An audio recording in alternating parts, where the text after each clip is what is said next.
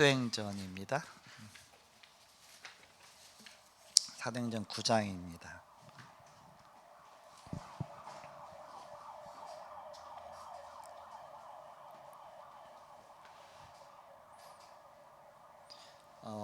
오늘이 7일입니까?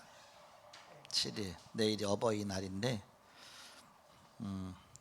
우리 경희 장로님이 어버이한테 효도해야 되니까 어버이날 그래서 렘넌트 전도학까지 마치고서 이제 갔다 온. 어저께도 근무하는 바람에 당직소로 근무하는 바람에 집에 갈 시간이 없으니까 또 날류셋이 뭐 계속 바쁘잖아요. 토요일도 또 하는 일이 많고 그래서 주일날 오후까지 하고서 그 렘넌트 전도학까지 마치고 간다고 얼른 갔다가 이제 덕평으로 출근하겠죠. 내일 이렇게 부모님 전도해서 기도하고 있는데 이런 때라도 좀 효도해야 되니까 가신 것 같아요. 경희 장로님이 가니까 칠판이 틀려졌어. 칠판 쓴 사람 이게 아주 파라면 이게 기분 좋은데, 네. 그래서 이게 틀려졌구나 그 생각을 했습니다.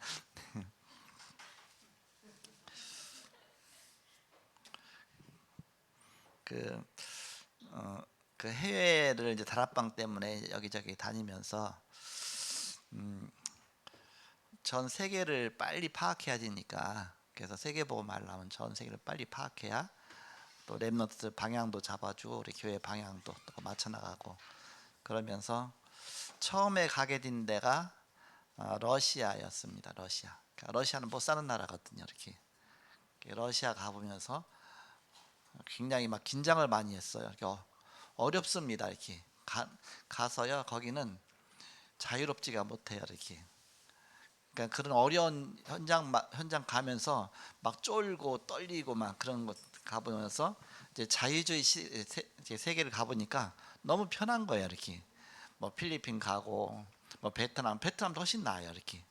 근데 러시아는 처음에 뭐 조금을 가더라도 경찰이 잡아요. 그래서 뭐 여권 보여달라, 또 어디서 숙박했느냐 보여달라, 숙박증 보여달라. 그거 없으면 또 벌금 내야 돼요. 이렇게. 그또 곳곳마다 군복을 다 입고 지키기 때문에 그거 괜히 그냥 비행장에서부터 공항에서부터 아예 트램 내리는 데서부터 다 군복 입은 사람이 쫙. 그러니까 뭔가 완전히 그래서 이래서 전 세계 사람들이 러시아 잘 못 찾아오겠다 이렇게 해놓으면 세계화가 안 돼 있구나. 그러면서 이제 이렇게 이 나라 저 나라 이제 가게 됐는데 가급적이면 빨리 많은 나라를 봐야 되니까 갔던 나라는 가급적이면 안 가고 이렇게 새로운 나라를 가려고 누가 오라 그래도 안 가고 막 그래서 안 갔던 나라면 오케이 해서 가고 또 이제는 뭐 여기저기 막 목사님들 다 연결이 되니까 막 오라고 많이 하거든요. 이렇게. 그래도 이제 안 갔던 나라 주로 가는데 그렇지만 베트남은 최고 많이 갔지만 거기 이제 우리 사역지니까 우리 또 지교회가 있으니까 거기를 많이 갔지만 그래서 여러 나라를 간 것 같아요. 그래도 요번에 가는 데는 안 갔던 나라예요. 이렇게. 그래서 요번에 갔던 데는 뭐 이렇게 티르키예라든지 그리스라든지 전혀 그쪽에는 못 가봤는데 좀 더 넓은 그런 세계를 보게 되는 것 같습니다. 이스라엘도 안 갔는데 그건 나중에 더 가겠죠. 그러니까 제일 뭔가 이게 먼 곳부터 간 것 같아. 이렇게 먼 곳부터 이렇게 차례차례. 이번에도 이제 기대가 많이 돼요. 왜냐하면 사도 바울이 전도 현장이거든요. 거기가 사도 바울이 1차, 2차, 3차 전도 현장인데 그 갈라디아 지역하고 그러면서 또 이제는 뭐 빌립보 지역, 데살로니가 지역, 고린도 지역 그런데 다 가게 됩니다. 에베소 지역이니 또 그래서 지금 에베소 메시지 하고 있는데 그동안에 내가 이제 현장 안 가봤기 때문에 메시지 하면서 엉뚱한 얘기를 많이 했을 거예요. 이제 가서 현장 보면 이런데 내가 엉뚱한 얘기했구나 그럴 수도 있겠죠. 좀 확인이 되어지면 현장 확인되어지면 성경이 좀 더 구체적으로 이제 보이겠죠. 또 더 바르게 또 전달할 수 있겠죠. 이렇게. 그래서 사도 바울이 이런 현장을 다녔구나. 뭐 이렇게 지도상은 뭐 이렇게 위치는 알 수 있지만 이게 언덕 올라가고 내려가고 그런 건 잘 모르잖아요. 그러니까 예루살렘이요 굉장히 높은 지역에 있답니다. 예루살렘이. 그래갖고 예루살렘은 항상 올라가는 지역이기 때문에 그래서 다른 지역에서 항상 예루살렘은 올라가는 지역이라고 이렇게 표현을 하는 거예요. 갈릴리가 우리 보기에는 북쪽이잖아요. 근데 남쪽으로 올라간다고 그렇게 표현해요. 이렇게. 왜냐 예루살렘이 항상 높은 곳이에요. 높은 곳. 이제 그런 건 가서 눈으로 보기 전에는 그 여리고로 가는 길 같은 거 여리고 거기는 굉장히 언덕길이랍니다. 이렇게. 여리고 그 요단강 그 주변으로 해서 이제 여리고 그래서 언덕으로 올라와서 거기서 더 올라가면 이제 예루살렘으로 이렇게 가파르게 이렇게 올라가는 길인가 봐 이렇게. 그 얘기만 들어서 잘 모르지만 거기는 안 가봤으니까 이번에는 이제는 그 바울의 선교지를 이제 이렇게 다 가서 자세하게 에베소가 이제 아시아 7교회가 그쪽에 있는데 그런 현장 하나하나. 근데 그 얘기 듣기로 유적만 남았고 이게 다 이게 있던 교회가 다 무너지고 유적만 남고 그때부터 지금까지 한 교회가 남아 있대요. 한 교회가 이렇게. 그때 이제는 사도 바울이 선교하고 나서 이제 존재하는 게 한 군데야. 그 나머지는 다 허물어지고 유적으로 남아 있고 유적도 발굴을 해야 보이는 거죠 이렇게. 근데 그 안디옥 교회에서 선교사 파송했잖아요. 그게 시리아 지역이니까 거기는 못 가게 돼요. 이번에 원래 스케줄에 있었는데 지진이 일어나서 거기는 이렇게 다 무너져 갖고서 안디옥 교회 그쪽에 다 이제 무너져 갖고서 그래서 그쪽에는 이번에 이제 못 가게 되는데 좀 아쉽죠 이렇게. 그래서 이번에 지진 때문에 지진 났던 데는 못 가니까 이렇게 그걸 빼고서 이제 다른 지역을 이제 가게 됩니다. 근데 그때 처음에 가려고 했던 코로나 발생되기 전에 원래 항공권 다 끊어놨었거든요. 그때 갔으면 거기 갔을 텐데 그 이후에 뭐 지진 난 거야 뭐 작년에 났으니까 올 초입니까 작년에 났으니까 그런 상황입니다. 그래서 현장 전 세계 현장 보고 또 세계 복음화의 그림 그리고 사도 바울이 로마까지 또 이렇게 이제 그런 현장을 보면서 거리도 또 이제는 여러 가지 또 다니다 보면 이런 곳을 사도 바울이 이렇게 복음 전했구나 그런 걸 알게 되겠습니다. 사도행전 9장입니다. 9장.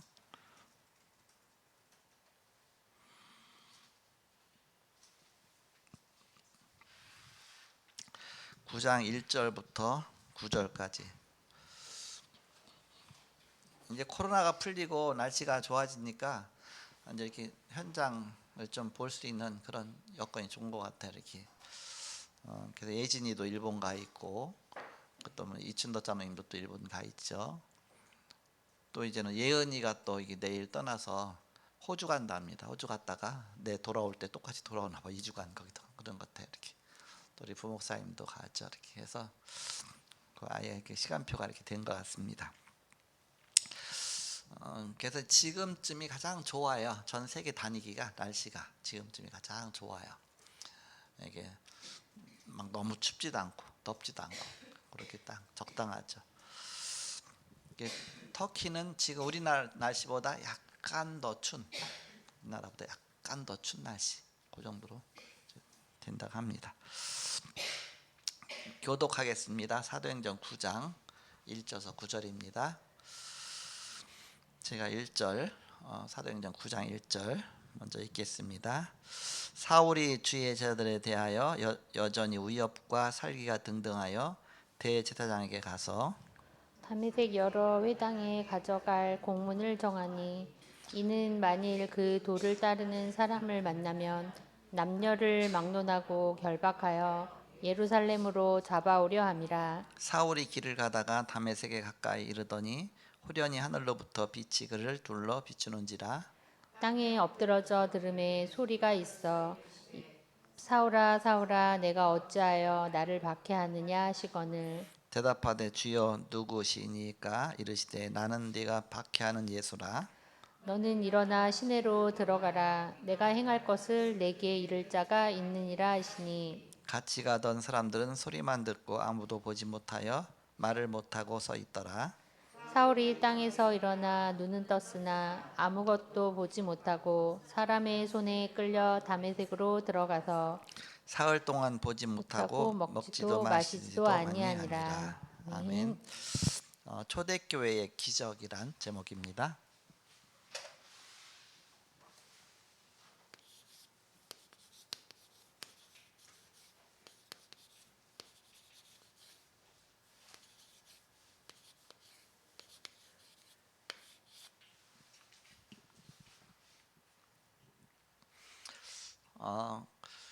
사도 바울의 고향이 비시디아 안디옥인데 길리기아 다소인데 길리기아 다소 쪽이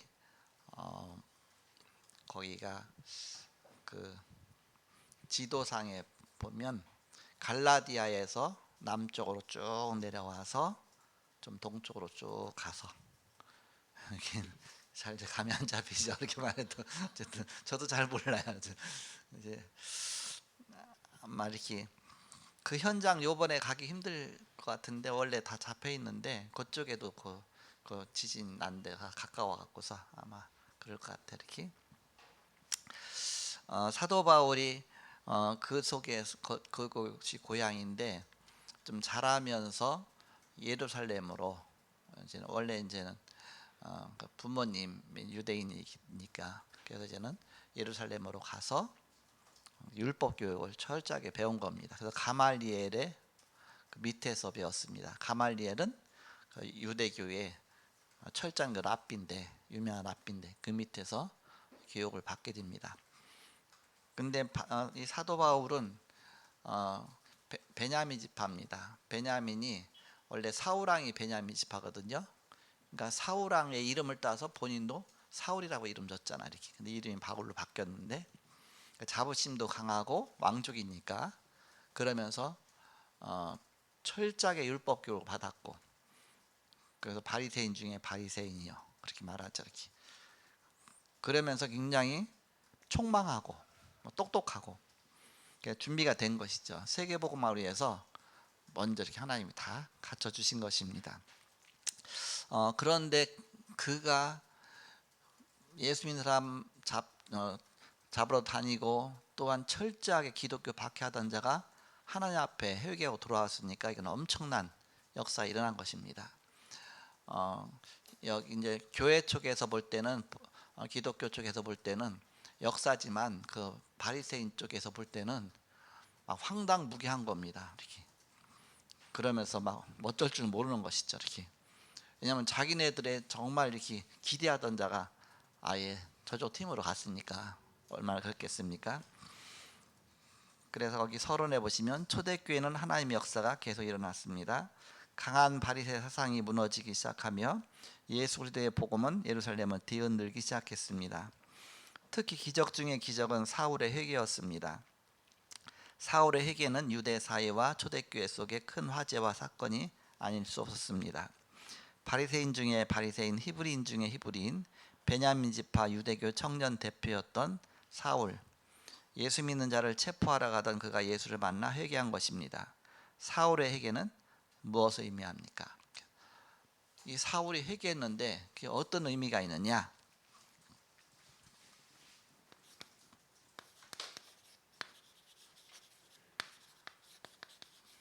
부활하신 주님의 증거적 출현이다 그랬습니다. 부활하신 주님의 증거적 출현이다. 예수가 그리스도시라는 분명한 바로 말씀 성취라고 볼 수가 있죠. 예수가 그리스도시기 때문에 부활하셨고 부활하시지 않으면 그리스도가 아니잖아요. 부활하셨고 부활하신 주님이 지금 나타나신 것이다. 증거적 출현이다. 나타나셔서 그분이 실제적으로 역사하신 것이다. 마태복음 28장 20절에 보니까 부활하신 주님이 제자들에게 나타나서 너희는 모든 족속으로 제자를 삼아 하늘과 땅의 모든 권세를 내게 주셨으니 그러면 가라. 모든 족속으로 제자를 삼아 아버지와 아들과 성령 이름 세를 불고 내가 너희에게 분부한 모든 것을 가르쳐 지키게 하라. 내가 볼지어다 세상 끝날까지 함께 있겠다. 그 약속하셨는데 그 말씀의 성취입니다. 성취. 마태복음 16장 19절에서 20절에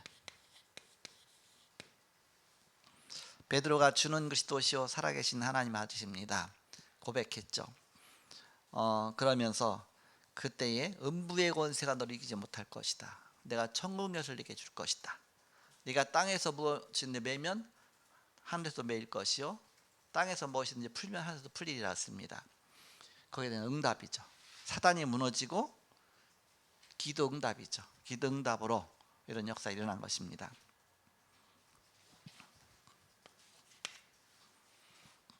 요한복음 16장 4절서 24절에 성령의 보혜사께서 진리의 성령이 너희와 함께 할 것이고 그 이름으로 기도하면 내 이름으로 기도하면 내가 시행할 것이다. 기쁨이 충만할 것이다. 바로 예수의 이름으로 초대교회가 기도하고 가장 심한 핍박 속에서 기도할 때에 하나님의 응답의 문을 딱 여신 것이죠. 부활하신 주님이 그 현장에 나타나셔서 응답하신 것입니다. 사도행전 1장 8절 오직 성령이 너희에게 마시면 너희가 권능을 받고 예루살렘과 온 유대와 사마리아 땅까지 내 증인되리라. 땅끝까지 증인되리라. 그것에 대한 응답으로 나타난 것입니다. 부활하신 주님이 거기 역사하신 것이죠.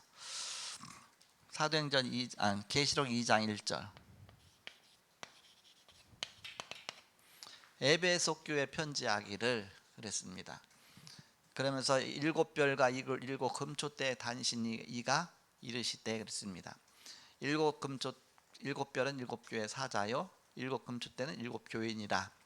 그러니까 교회의 주의 사자들을 붙들고 교회를 운행하시는 주님이 말씀하셨습니다. 에베소 교회에게.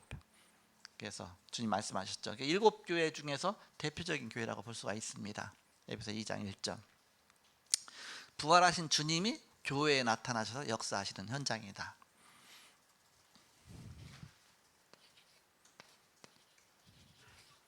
사도행전 3장 1절에서 6절에 성전미문에 있던 안진뱅이에게 5절에서 7절 안진뱅이에게 은과 금은 내게 없거니와 내게 있는 거 내게 주노니 예수 내 이름으로 걸으라. 부활하신 주님이 부활하셨기 때문에 지금 살아계시기 때문에 그리스도 이름 선포할 때 그 속에 나타나셔서 역사하신 것이죠. 바로 그 말씀이 그대로 성취되어 나가는 것입니다. 사도행전 4장 29절 31절에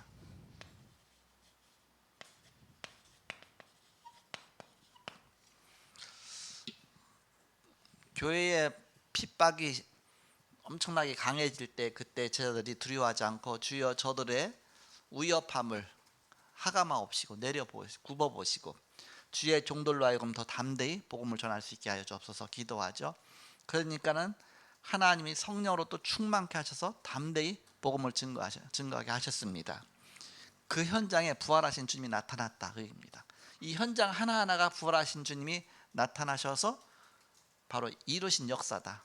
그것이 바로 부활의 주님의 증거적 출현의 결과로 사도 바울까지 돌아오게 된 것이다. 그러니까 사도 바울까지 돌아오게 된 그 여정을 쭉 얘기하는 겁니다. 어디까지? 사도행전 7장 54절에서 60절 스데반의 순교죠. 거기에도 또 사울이 관계돼 있죠. 이렇게.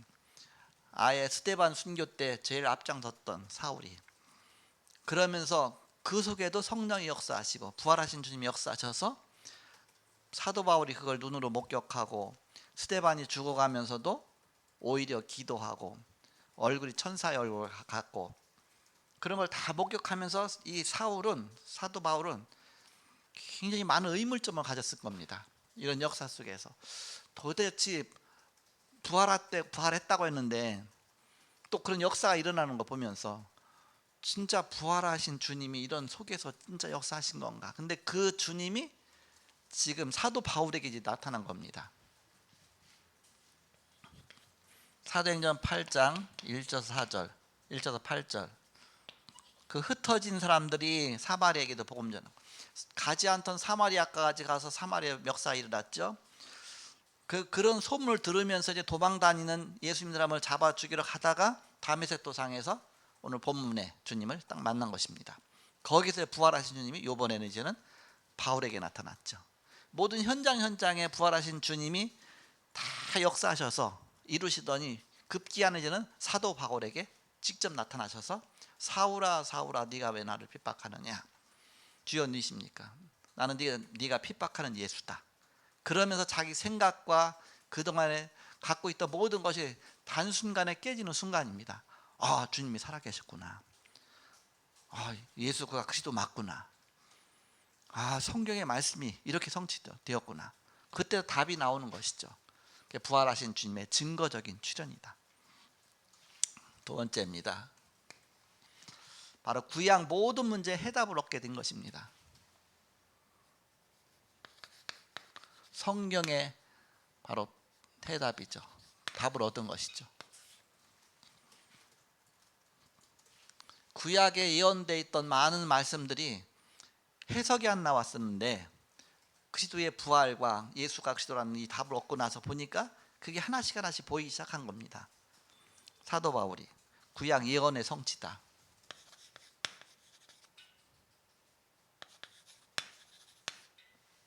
창세기 3장 15절, 이사야 7장 14절. 보라, 처녀가 잉태한 아들을 낳을 것이요 여자의 후손이 그랬습니다. 그 말씀에 다 성취죠. 그리고 예수 공생에 대한 해답입니다. 공생의 특징이 뭡니까? 사람으로서는 도저히 있을 수 없는 일들이 일어나기 시작한 겁니다.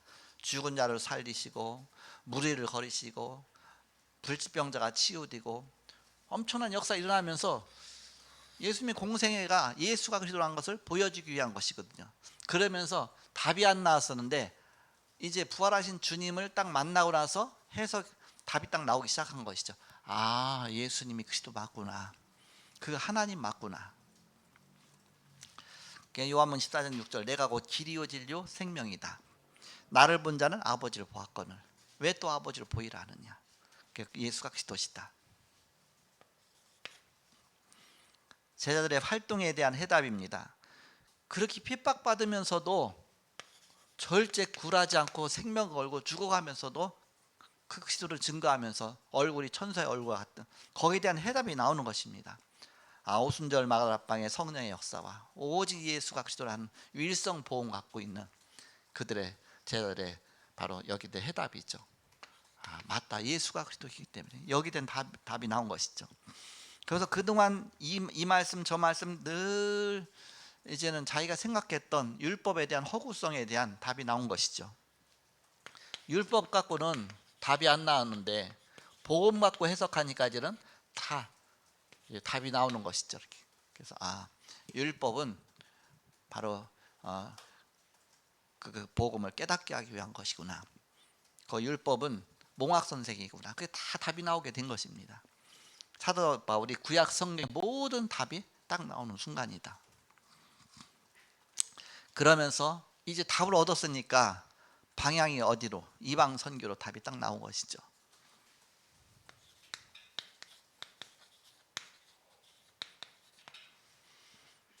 그 이방 선교에 대한 눈을 여는 부름이다. 처음 부를 때부터 예수님이 사도행전 9장 15절에 가라 그랬습니다. 아나니한테 가라. 사도 바울한테 가라. 저는 임금들과 이방인들 앞에 복음 전하기 택한 나의 그릇이라 그랬습니다. 사도 바울 택한 이유를 딱 말씀하셨죠. 그래서 이방 선교를 말씀하셨습니다. 그래서 이미 다 준비해놨습니다. 바울의 세 가지 시민권이 있죠.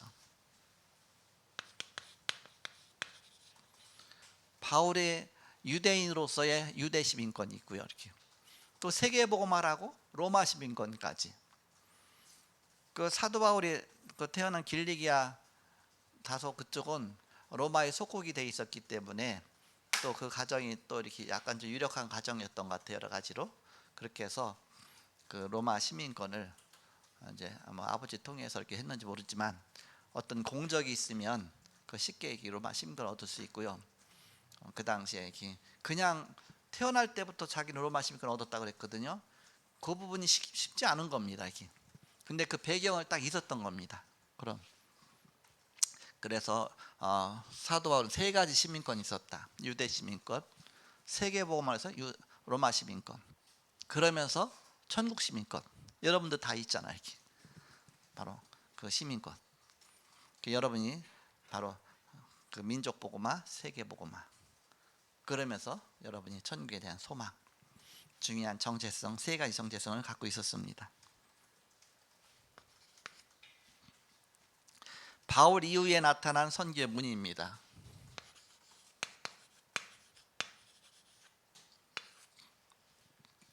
사도행 13장 1절에서 4절에 보니까 안디옥 교회하고 그 길리기아 다소하고요 그렇게 먼 거리가 아니에요. 거기가 안디옥 교회는 시리아 쪽이고요. 거기서 조금 이제는 그 서쪽으로 좀 가면은 그 길리기아 이제 그쪽에 성이거든요. 거기 이제 길리기아 그 다소 쪽에 조금 그러니까 걸어서 갈 수 있는 곳입니다. 이렇게. 물론 가까운 건 아니지만 그래도 이렇게 사도 바울이 1차 전도 여행은 삥 돌아서 구보로 섬으로 해서 배 타고서 그 거꾸로 해서 갔다면 그러면서 아마 그 길리기아 다소까지 갔다 다시 거꾸로 해갖고서 이제는 더베니 그쪽 루스드라니 그쪽 거꾸로 해서 다시 돌아왔는데 2차 전도 여행 때는 그쪽부터 그쪽 방향에서 간 겁니다. 이렇게. 그래서 그 길리기아 다소 방향으로 해서 가고서 이제 원래 1차 전도 했던 그쪽으로 해서 다시 이렇게 가게 됐죠. 이렇게. 그러니까 걸어서 갈 수 있는 곳인데 처음에는 배 타고서 핑 돌아서 간 거고요. 이렇게. 사도행전 14장 1절 4절에 보니까 안디옥 교회 지도자로 딱 부름 받았는데 사도 바울이 처음에 다메섹으로 가다가 부활하신 주님 만난 다음에 이제 답을 얻었잖아요. 예수가 그리스도시다. 그러니까 엄청 충격받은 겁니다. 그래갖고서 아나니아 통해서 이제는 예수 그리스도라는 답을 얻고서 즉시로 그랬습니다. 즉시로 막 회당 가서 복음 전하기 시작한 거예요. 이렇게. 또 자기가 알고 있던 지식 갖고서 그런데 막 핍박이 막 온 겁니다. 이렇게 핍박이 오니까 다메섹 그 성에서 이렇게 복음 전하다가 핍박 오니까 이제 기도를 했겠죠. 그러면서 아라비아 광야로 그쪽에 같이 이제는 연결이 된 곳이니까 아라비아 광야 가서 한 3년 동안 기도했다 그러죠. 기도하면서 많이 고민도 하고 그동안 있던 자기 정체성에 대한 그런 부분과 그러면서 또 성경도 보고 막 그러면서 진짜 확인했겠죠. 진짜 맞구나. 예수가 그리스도시다. 그래서 진짜 맞구나. 충격은 받았지만 그걸 확인해야 될 거 아닙니까? 그러면서 기도하면서 또 많은 답을 얻었겠죠. 그런 다음에 이제는 됐다. 내가 본격적으로 뛰자. 그렇다면 뛰려면 예루살렘 가서 사도들 만나서 자기가 이제는 얘기하고 내가 회개했다. 내가 자수했으니까 나를 이제는 지도자로 써달라 이렇게 했겠죠. 그때 예루살렘으로 갔더니 아무도 안 알아주는 거예요. 저게 전에 이렇게 핍박자가 또 스데반 죽이고 그러니까는 오히려 헬라파 유대인들이 막 죽이려고 한 겁니다. 왜 자기들이 이제는 그 바리새파들이 이렇게 그 사울을 뺏겼으니까 저를 이제는 자기네들의 어떤 막 손해가 오니까 저를 죽여 없애자고 해갖고 막 죽이려고 하고 막 그러다 보니까는 도망간 겁니다. 도망갈 데가 없잖아요. 자기가 살던 곳으로 도망간 겁니다. 거기가 길리기아 다소죠. 거기는 한참 먼 곳입니다. 이렇게. 그래서 예루살렘부터 시작해서 북쪽으로 쭉 가다가 배 타고서 아마 갔든지 걸어서 갔든지 갔겠죠. 이렇게. 아마 배 타고 갔을 것 같아 이렇게. 그래서 거기 가서 한 거의 10여 년 정도를 이렇게 이름 없이 그냥 그 속에서 있었던 겁니다. 10여 년 정도를. 10여 년 정도 있다가 그 안디옥 교회가 이제 생기면서 개척되면서 지도자가 필요하잖아요. 그러니까 바나바가 그 사울에 대한 걸 알고 있으니까 거기까지 간 겁니다. 그 길리기아 다소까지 가서 사도 바울 만나서 데리고 온 겁니다. 데리고 와서 안디옥 교회에서 2년 동안 사역했다. 그러면서 얼마나 큰 하나님 역사하셨는지 아예 그리스도인이라 이름을 불렀다. 얼마나 그리스도라는 걸 강조해서 메시지했으면 우리가 다락방에 오직 예수 말하듯이 아마 그렇게 했던 것 같아요. 그래서 아예 예수쟁이 그런 식으로 이렇게 별명을 얻었던 것 같습니다. 그러면서 이제는 거기서부터 이제 선교사로 파송받는 것이죠. 그래서 선교에 큰 문이 열려지는데 사도행전 14장 20절에서 22절에 이제 그 이고니온에서 1차 전도여행 때 이고니온에서 돌에 맞아 죽으면 막 죽었다가 깨어나죠. 그때 찾은 인물이 디모데입니다.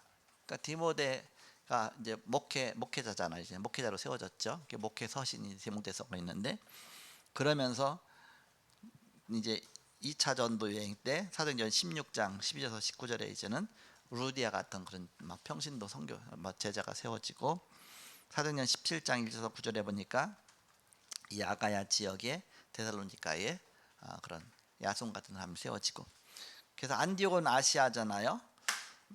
안디옥과 또 이제는 저 이고니온 그 갈라디아 지역과, 그러면서 16장의 그 마게도냐 지역과 17장의 그 아가야 지역과 전역에 이제는 제자가 하나씩 하나씩 세워지기 시작한 겁니다. 기적 중에 기적이 제자가 일어난 것입니다. 바로 여러분은 다 기적의 주인공입니다. 여러분이 다 제자이기 때문에 여러분 한 명이 한 명이 세워진 그 자체가 바로 기적 중에 기적이죠. 이렇게. 그래서 우리가 이제 숫자는 많지 않지만 다 제자잖아요. 이렇게 그러니까 엄청난 그런 바로 파워를 갖고 있는 것입니다. 그래서 바로 세계복음화의 중요한 그릇을 하나님 하나씩 하나씩 준비하는 것이죠. 그래서 망대를 준비해야 된다. 망대. 사도 바울 같은 제자가 일어나니까 사도 바울을 위해서 망대가 세워졌어요. 안디옥의 망대, 빌립보의 망대, 데살로니가의 아가야 지역의 망대.